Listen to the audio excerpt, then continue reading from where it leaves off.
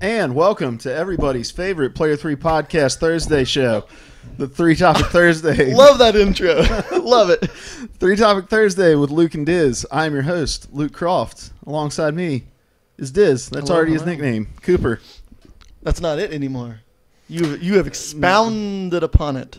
Diz Walterson Grantham. Grantham, is that like a... It's a rich white person name. Oh gosh, it is. So, And what that goes club? right after Diz Walterson? What is that? Diz Walterson's a rich white people name. You're confusing with a person who's rich and a person. So, Mr. Grantham, how have you been doing? I've been lovely. We did not have a show on Monday. Yeah. I apologize. Something happened. I had Much liquids. much liquids. We're escaping from this man's body. Yeah, it was horrible. So, had to get over that.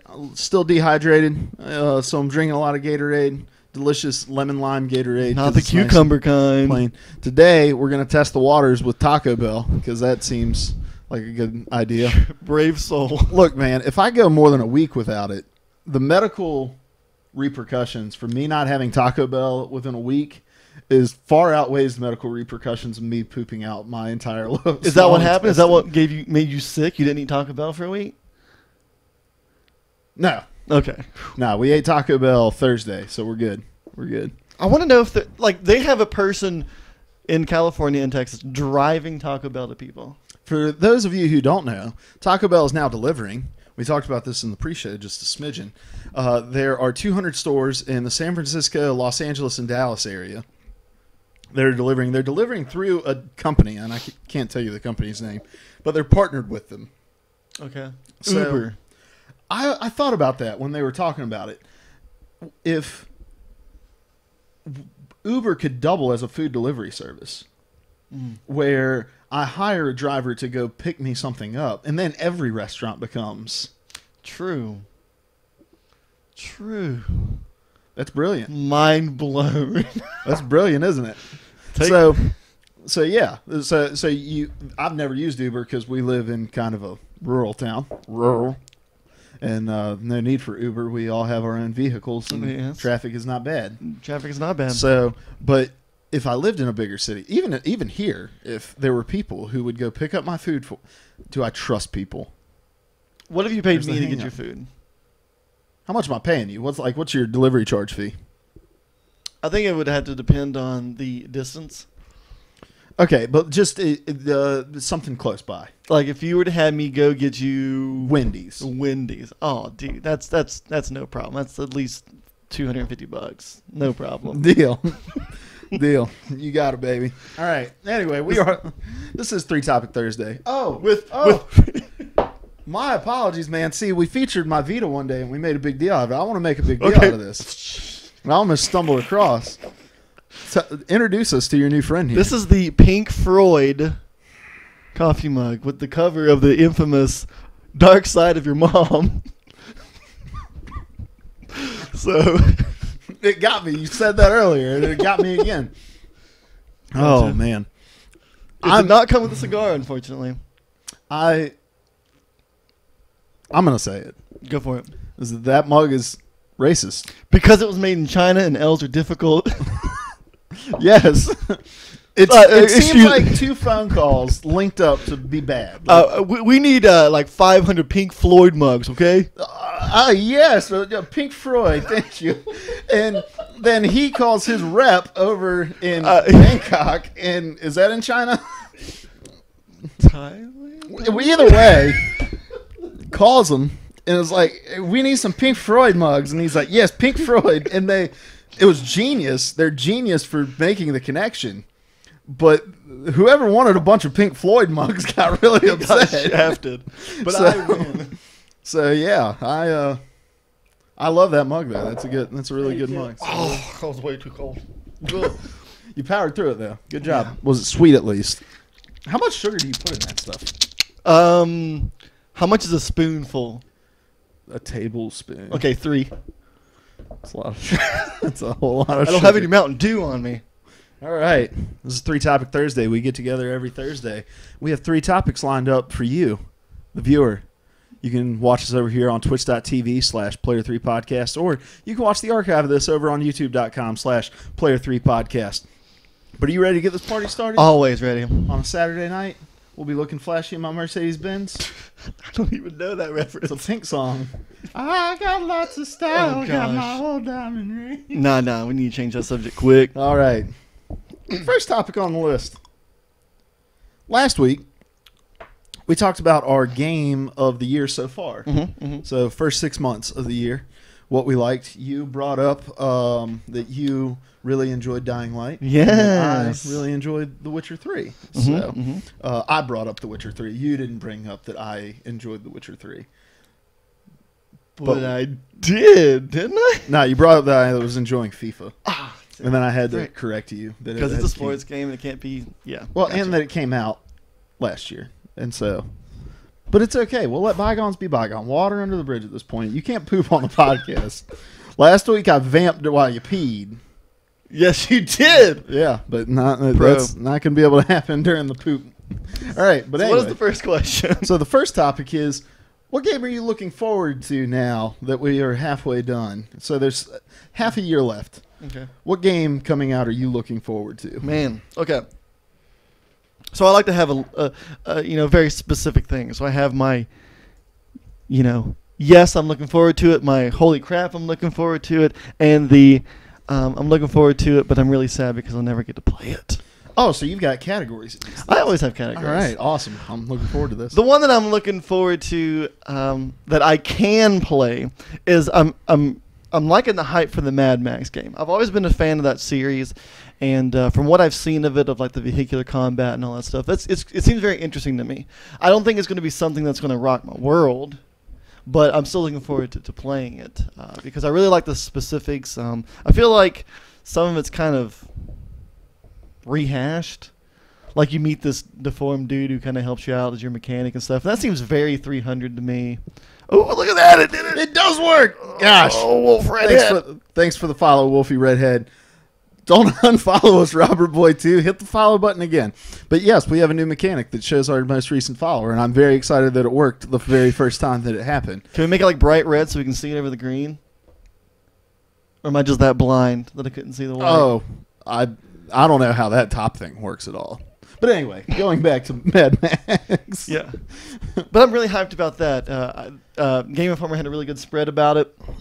And I just love that kind of universe, like the almost into the world situation. So I'm really looking forward to that. A game I'm looking forward to that I'll never get to play, and I'm looking at you, kid. It's No Man's Sky. I need you to get that, and I need to watch you play it. But let's take a step back for a second. Are you a fan of have you seen Fury Road?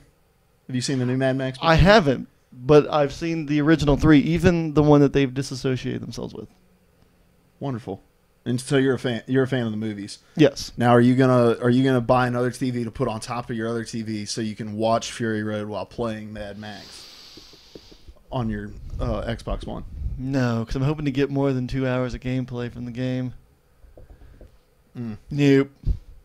I'll get some silver spray paint, though. I know that's a pretty big deal in the movie. Wonderful. Eating I haven't it. seen it yet. I want to see it. I've heard it's really, really good. So I want to see it, but haven't yet. All right. So Just No one of Man's those Sky. rehash things. Yeah, I'm looking to you to get that. Yeah. What? It doesn't seem like real excited. No, I'm getting the Okay. game. I'm getting the game, and I'm very excited about it. IGN, that's their IGN first for the month of July, and they did the 18 minutes of gameplay. I watched that. They put out something about how the economy works in the game. I have not watched that yet. I'm interested in that. We were talking about this earlier about how it achieves being so big, and you asked an interesting question. Go ahead and ask it again because I don't remember specifically how you talked about the finite amount of Yeah. Okay, they threw out this big number, and I don't remember what it was, but I think it included the word quadrillion of the possibilities of these planets. Because in that video at the very end, he zoomed out, and you're just seeing not just planets, but these solar systems, these extra galaxies or whatnot, and it's just overwhelming. Now, if you have so many possibilities of what is rendered, of what you can visit, of what you can see, there still has to be a finite amount of creatures you can discover. Like, there's no way. Well, I mean, there is a way if they constantly keep updating what they put in the game, but I mean, there has to be X amount of creatures you can discover, X amount of things you can find. So, even though there's an endless, spectrum of discovery of planets, there is still a way to discover everything, creature-wise. And I just feel like that kind of brings up an issue of, you can work super hard to get to this incredibly distant galaxy and find creatures that have already been discovered. That just kind of takes away the excitement. Because, the people who want to explore, they want to discover things. And to work hard to something that, like, oh, I can't say that because we're on Twitch, but someone's going to name a creature a really disgusting name. Yeah, I imagine there's probably going to be some sort of like filter system or sensor system that it'll have to go through before you can name it. But back to the whole idea of it being finite, I've thought of that too, and because while there may be algorithms that allow like a bunch of different combinations of different animals, plants, and atmospheres and colors that you can achieve on a planet that make all of these possibilities endless, they are limited by the number of things that they've animated. And so, but we were talking earlier, like with fish, let's say they've got 40 fish heads, 40 fish bodies.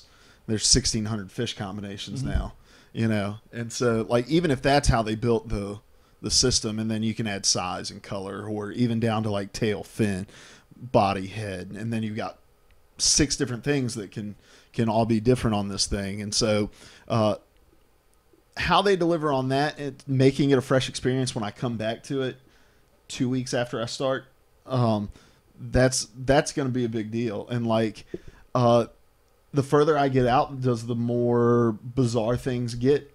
Like, does it start really simple when I first start out, and then the farther and farther I can travel, the more diverse and interesting the sites become. But with it being procedurally generated, I don't see it being like that either, just because they're not programming each planet to be such and such a way. Like the computer is doing that, but okay. Oh, okay. It looks like. But you can still like. Did they not mention in the video that you can send people coordinates to find specific planets? Yeah. Okay. Yeah, because those planets exist like in a real sense, but they are. You know what? I honestly don't know how any of this works in terms of when they're rendered, how they're generated. So. Like they were talking about this on Kind of Funny Gamescast, and Colin was like, "I don't know how this game is doing what it says that it's going to be able to do, and what it's shown that it is able to do." But seeing it for 5, 10, 15 minutes at a time is much, much different than being able to sit down with it for 2-3 hours, and then being able to sit down for 2-3 hours a couple times a week, like. I'm going to be very interested in the staying power in this thing. The idea of mining stuff and assembling upgrades is interesting to me as well. The idea that they've created their own periodic table for this cool. lore is interesting. I don't like that they dodged the lore question at the end of that end of the IGN video, because he was like, now is there like a backstory about why all this is happening? And he gives them the controller and it's like, you take over now. And it's like, because I want something special. I want there to be I know there's a reason I'm doing what I'm doing, but I want there to be a reason behind what I'm doing. Like, you're trying to get to the center of the universe. That's the goal. But why am I trying to get to the center of the universe? Exactly. Truth. And it's because I want to get to the center of the universe and find a black hole that I disturb that sucks the entire universe in and destroys the game for everybody else. And you can't ever play it again. You remember the Maxis game, Spore? No. Okay, well, what it was is it was this game where you start like a little microbe, and you evolve your creature to like where it's like in the water, to then you get legs, to when you can, walk upright and all this stuff. And they just had a creature creator, very intricate, where you like it was like you had to putty ball, and you got to make whatever you want, or you can hit a random button. They need to get a hold of that technology, so you can have the algorithm that just randomly creates a creature, so they can have seriously an endless amount of creatures. Yeah. So they need to get a hold of that. Are you looking at something here? Well, now Wolfie Redhead just wants us to know that the game is gonna suck. What? So, but then the J-Strom says he has to play this game. I'm with J-Strom there. I have to play it. And but it really is like it's one or the other. Like this game it's either going to be a game that changes the way that we think about games from here on out, or it's going to be a game that we get excited about for a week and then a bunch of scathing articles start going up about it. Those are the two options. I don't see a middle ground being like solid. Yeah, gotcha. You know? Because it's either going to stand up to the hype, or it's just going to let everyone down because it didn't stand up to the hype. And I feel like that's kind of an injustice, because even though The Witcher 3 wasn't really my game, I have so much respect for that company. And with the ambition that these cats have, love it already. Yeah. 'Cause that's just dedication. I appreciate that. But the one game, if it's okay if I transition now. Keep on going. But the one game, other than Fallout 4, that I'm super looking forward to, is actually Rock Band 4. It's something that's always been near and dear to my heart. You know, I love music. I love listening to music. I love discovering music. It's a game that you can progressively get better at. It's something you can just do either competitively or just relaxing, want to do something. And I also love it because it's something my wife really enjoys to play. She enjoys getting on the bass, and I'll take the guitar, and we just play for hours because she knows that I love music so much that she wants to be really ingrained with music as well. So it's something that I've always played, and it's something that my wife and I can do together. So I'm really looking forward to that. Rock Band 4, October 6th, because that's the day before my birthday. Gosh, so you got to wait a day to get it. No early birthday gifts. Oh, yeah. Even though she'll be the one paying for it, it'll still be my money, you see. Isn't that funny? You get married, you get one bank account, and it's like, I'm going to buy you a gift. But it's probably your money because you make more than me. That's what it is. I bought you something for $300. Oh, great. Well, there goes half our rent. Oh, that's awesome. Oh, you're moved to tears by it. That's so beautiful. No, Damage report. Got to move out. All right. How about you? Mine is a very recreational game that I'm sure a lot of people aren't too excited about. But what is the one thing you're looking forward to? Outside of Just Dance 2016. Whew, forgot that one. Probably going to be a pretty solid title. My calves are icy cold right now, dude. I wish mine were. You can pull that vent up there.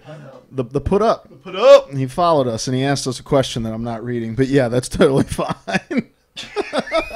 Absolutely. Let's help. No, for me, I kind of went. I'll give my two honorable mentions, and then I have a smaller title and a AAA title. So I've kind of got categories here too. I always enjoy that. Specificity. So, my honorable mentions. I'm excited about Battlefront. You know, the announcements about it came out, and a lot of people started poo-pooing on it, as many do. Mm-hmm. About the comparisons to Battlefront 2 and all this sort of stuff. And I'm not saying that I particularly like it or like this trend, but what we're seeing is teams are developing games trying to nail gameplay and then add modes and games that come after it. And we saw this, I'm blanking on examples, but the one that comes to my mind immediately is Titanfall, where Titanfall came, really, really solid gameplay, just lacked in the modes, but they were like, we want to lock down what it means to be a first-person shooter on next-gen consoles. Mm-hmm. And then they added modes afterwards. NHL 16 was the same way, and I don't like to harp on sports games just because, not a lot of people's demographic there.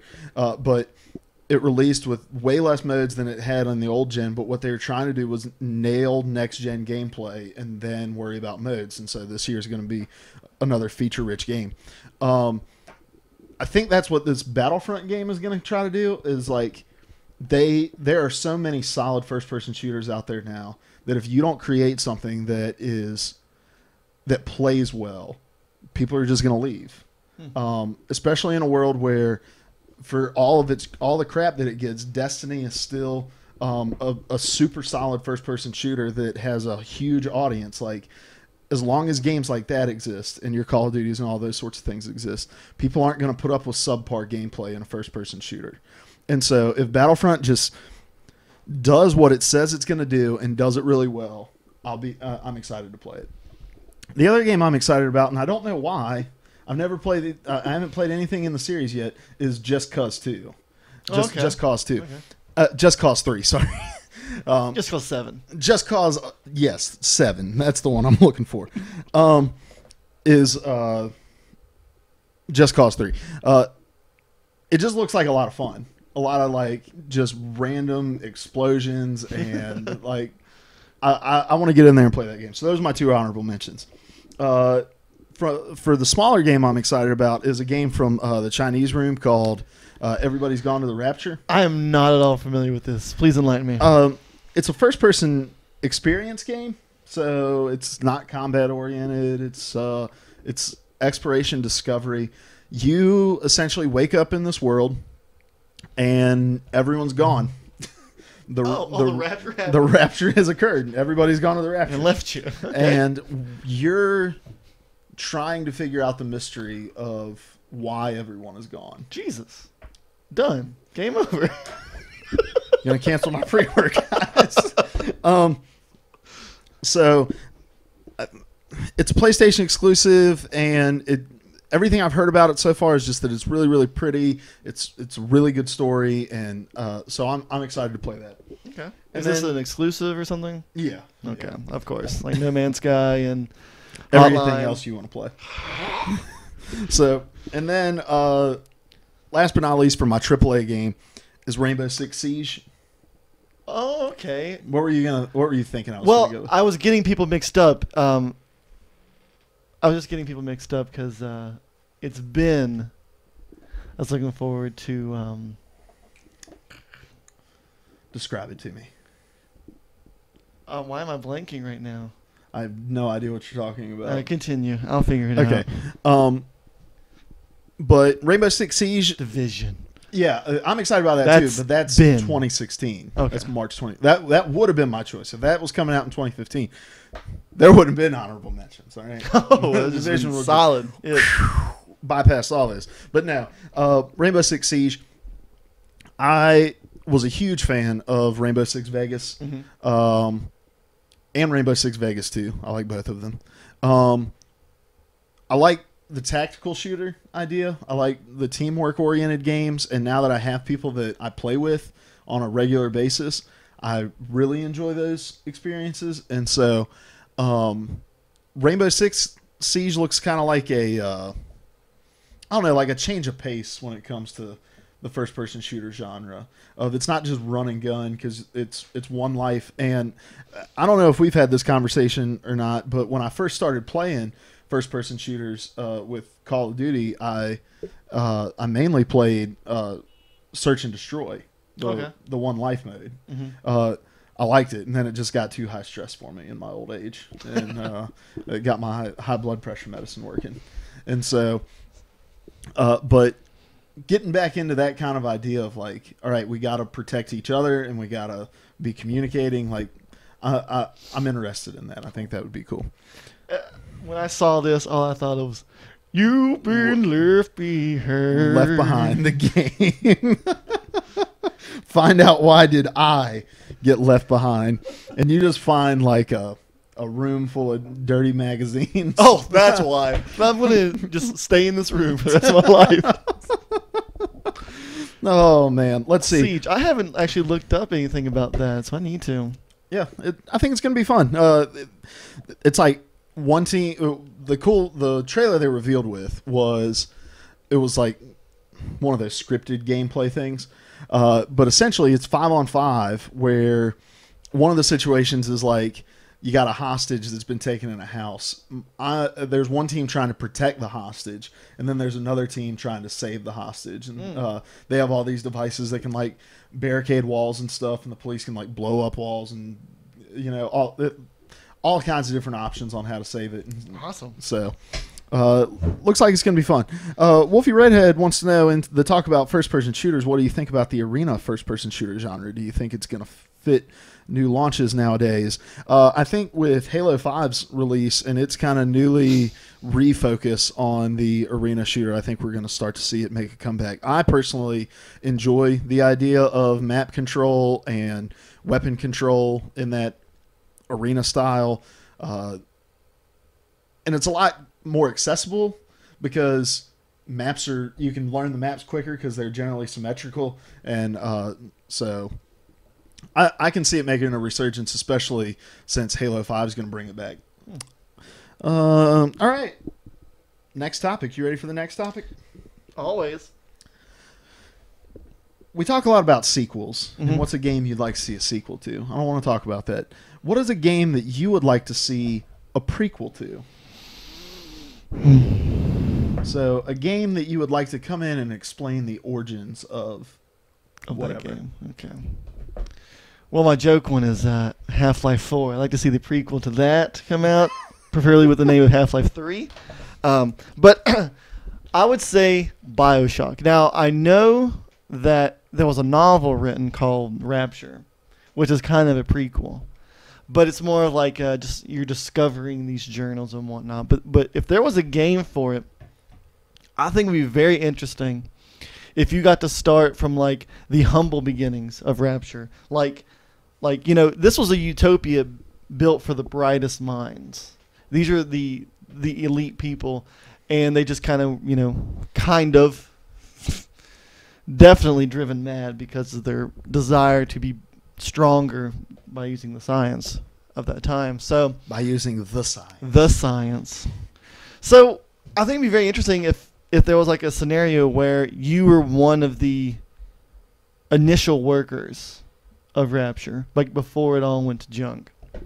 Like you were the guy that's going out there and harvesting these atom-producing sea slugs. Organs, yes. Yes, the sea slugs with the atom in them. Like you were that guy. Like it would start out with your coworkers just hanging out, getting dressed, getting ready to go out and harvest these slugs. They're just real simple, real gentle, and like you're friends with one of the girls in the orphanage. Are you familiar with BioShock? I have played a little bit of BioShock. Okay. I'm sorry, dude. Well, what happened is, well, it's not really spoiler alert.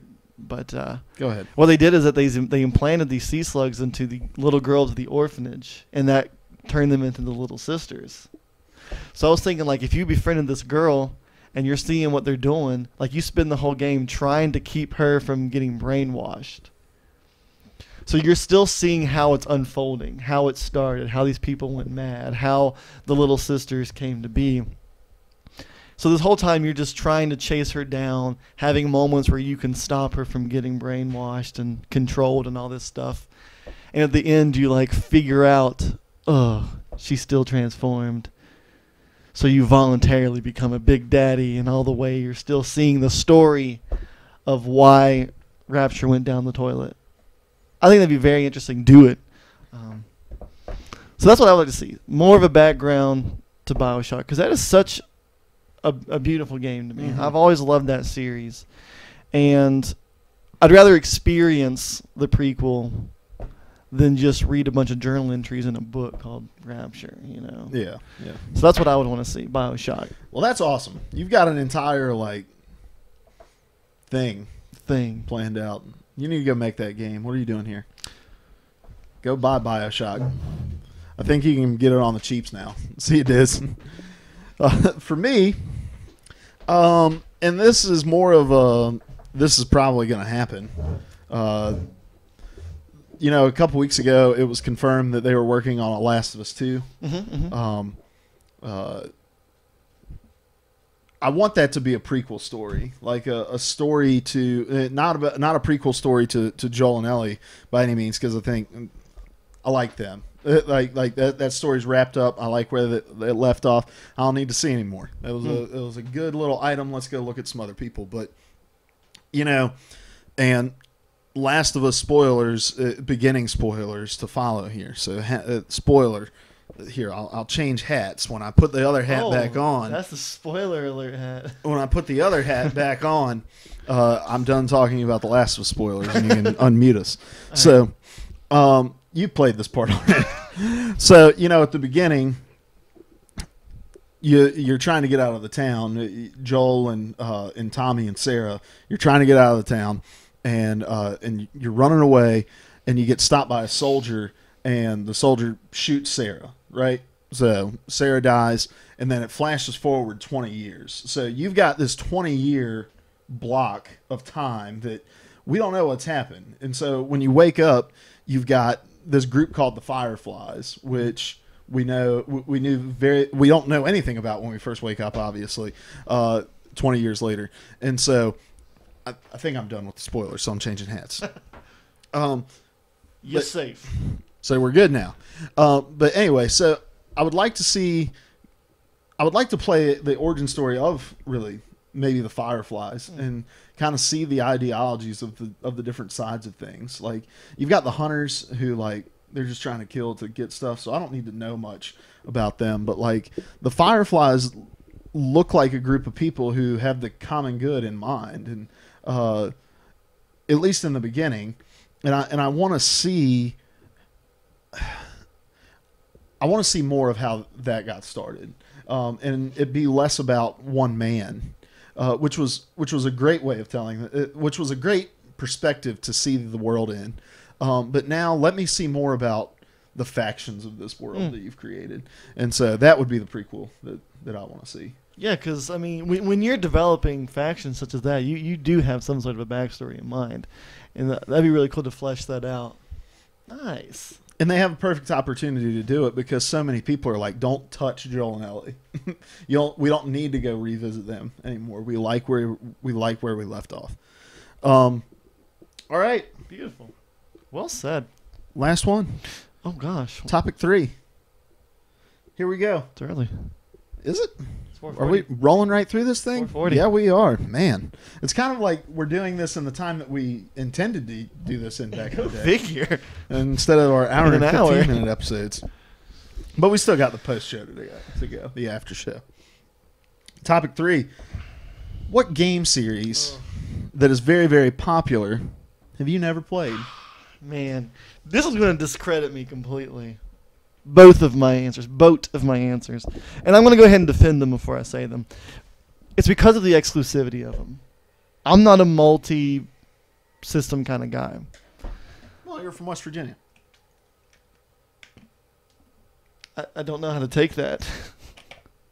It's hard to fit that many consoles in a single wide trailer. Got me there. We never had tables, so my sister actually had to hold the Xbox 360 while I played it. And if she got mad, she just started jumping. Scratching that disc all up. All right. Oh, gosh. I've never played any of the Uncharted series, and I know it's huge. But you owned a PlayStation 3. Oh, so now you're going to throw me under the bus? I'm not throwing you under the bus. I'm just saying your excuse is invalid. Okay, but the next one's fine, right? So why not the Uncharted series? What held you back from it? Just not interested? Yeah, I mean, I don't. That's pretty much it. Not an action exploration. Oh, You don't want to be a treasure hunter. I don't know how to answer that because those things do interest me, but You don't want to be super sexy. Nathan Drake's really good looking. yes. You ever It's just seen- one of those things that's like, by the time I was really understanding what was going on in the video game world, it had already been out for a while. It had already had a sequel and all that stuff. And after, it was around the time that I had worked through all of God of War. And I'm like, holy crap, I don't want to, oh, whoa. Here you go. Bunch of Nathan Drake shirtless pictures up here. So, just in case you're needing some extra motivation to play, there you have it. Wow, okay. I switched off so you can return to your point. Oh, hi. Yeah, it was during the time that I had played through all of God of War, and that was such a job. Like, it was a job. I And watched most of that job. And for me to want to play 3, I would have to play 1 and 2. And I just felt like it was a very large game. It was something that wasn't going to happen quickly. So I just never dedicated the time or the energy to do it. Yeah. I was already so behind. And there are I played a lot of 1. I'm waiting. I can't wait for the collection to come out. I'm going to go back and play through all of them. But there are parts of 1 that don't really hold up, and so that make it, especially like the grenade mechanic, having to use the 6-axis to throw them and stuff. That was tough. So I always have a difficult time motivating myself to do that and to go back, and so I'm not moving on completely from your point, from your answers, but that's what makes this hard for me, is because like I was a sports gamer so long. Like I grew up. Sonic was the first game. Sonic the Hedgehog 2 was the first game I played, and yeah, we played other things within that, but it was like whatever was cheap at the flea market that we picked up. Like that's what we played. But the things that we sought out and that we went out of our way to play were Triple Play Baseball '95, or the Madden series, or FIFA, or the NHL series and NBA Jam, those sorts of things. Like, so I spent so many years of my life just thinking that sports games was video games. I knew other things existed, but to me, that's what I like to play, and that's what I spent all my time playing. And then when I started to discover that there's this whole world I've never experienced, I'm not one of those kinds of guys who likes to go back and watch old things. Like my wife wanted to go back and watch start watching Friends with me last night, and I tried watching the first episode, and I was like, all of their hair is stupid. I don't want to watch this. I know that feeling, though. And so, going back and playing old games, even if they're good old games, I always have a hard time doing that. So my list is long, but go ahead. So, well, I now have a shameful one, but thankfully, let's see. Cybermethy said it first. Woo! Go ahead. Sorry. But I have never played anything from the Legend of Zelda series, and that's I have officially been discredited in the video game universe. You both, baby. Oh man! Again, woo! Grew up playing sports games, like, and we were a Sega family. Like we started on Sega, so when I got into games, it was automatically PlayStation 2, and then I jumped to Xbox. So I never really owned a Nintendo system. My wife had a Wii for a while, but we never used it. Yeah. So I just never. It was exclusive, and I never had the system. And now Lauren has Ocarina of Time. So if I wanted to play what a lot of people consider to be the best Zelda, I could go and play the best Zelda. But I just, again, like struggle to go back and want to play stuff like that. Let's go through and read some people's answers. We have Zelda Tomb Raider. That was from Epidemic CHD. Epidemic HD, sorry. Wolfie Redhead said Unreal Tournament and Quake. The J-Stroms didn't say anything, sorry. Milky never played Halo. Yeah, Milky says he never played Halo, Doom, Tomb Raider, Duke Nukem, Myst, Populous, and Ratchet and Clank. I don't know, probably some popular PC game or something. I don't know, maybe not. But yeah, so I don't feel as bad about my list. So I'm with you. I've never played a Zelda game in my life. I've always said I was going to go back and play Ocarina of Time. I'm more interested in Majora's Mask. It looks quirkier, and and Lauren wants that. So maybe when I get that for her and she gets done playing it, I'll go back and try to play it. Is that the one that goes, "Hey, listen, hey, listen"? I don't know. Okay, then it is, because you'll know and you'll get annoyed. Larry always told me that. I never played it. But for me, it's Half-Life. Never played Half-Life. Oh, okay. So this whole Half-Life 3 hullabaloo isn't a big issue. No. I hear it and I get it, but I don't get it. Okay.